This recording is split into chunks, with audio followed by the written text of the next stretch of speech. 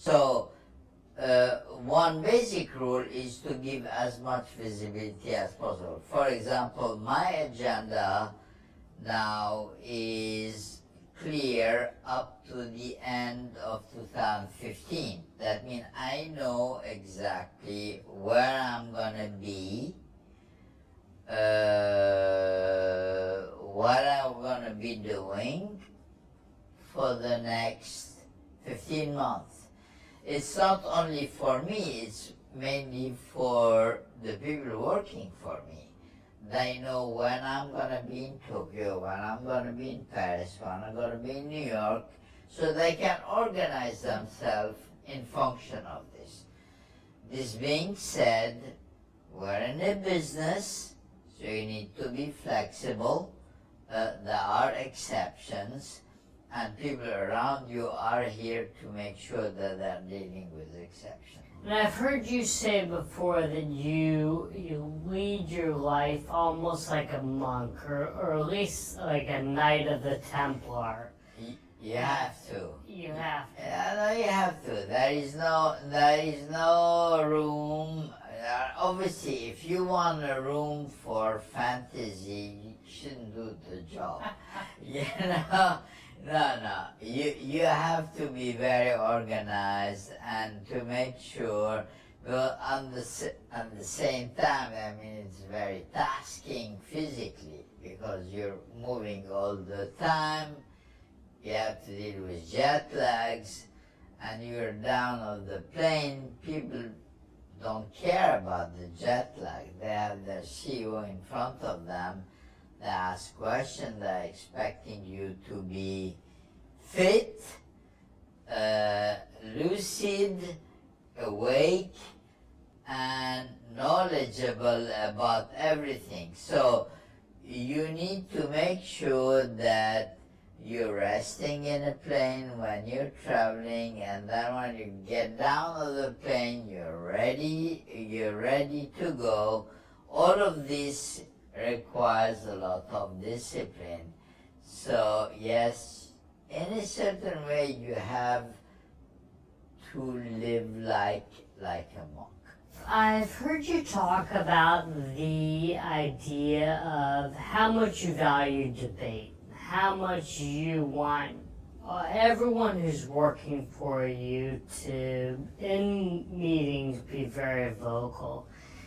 Mary Barr recently at the Fortune Most Powerful Women Conference said the same thing, that GM has a culture of non-debate, and she was trying to get them to start debating. I think it's interesting that you've baked this into Nissan and Renault from the beginning. Two questions for you. Number one, why do you think it's important? And then also, how do you make a debate part of a culture when your culture is European, it's Russian, it's Japanese, and it's way beyond that? Yeah.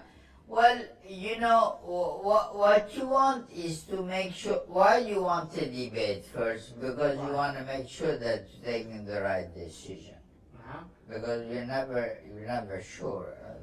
In some cases, you have to make a decision, and before making the decision, listening to what people have to say before you make the decision is very important, because you can do a better decision by listening, or you can move into a different direction because you discover something that you didn't think about first. So somehow I would say in environments which are very disciplined, like the Japanese environment, or like the German environment, or like the Korean environment, you want to make sure there is a debate because you want to make sure that you're making the right decision.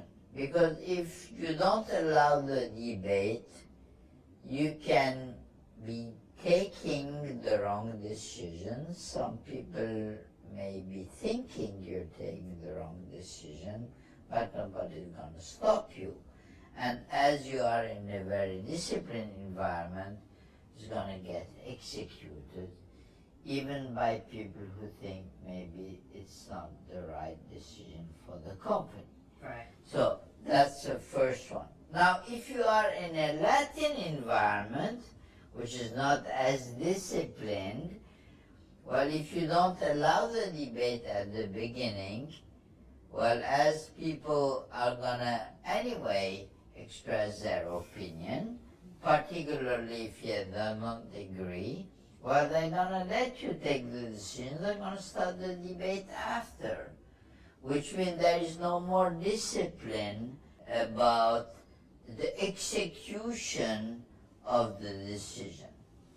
So in both cases, I think having a very clear process by which you have a very formal forums where people debate questions and there are presentation about the pros and cons of different options, and you allow the competent people to express themselves, and the people who have something to say to express themselves, extremely important. Even if you know exactly what you want to do,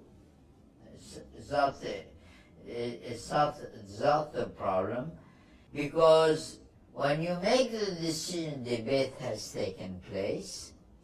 Maybe even though you maintain your first feeling about where you need to go, you're going to probably make a better decision because you're going to enrich it with all the input. And the most important thing, people know that the debate has taken places. One last question for you. What was your first car? Oh, it was a used old Fiat, because that's everything I was able to afford myself. I was a student, so I was dreaming of a different car, but I ended up buying the car that I could afford. Great. Thank you very much. Really appreciate you spending the time with us.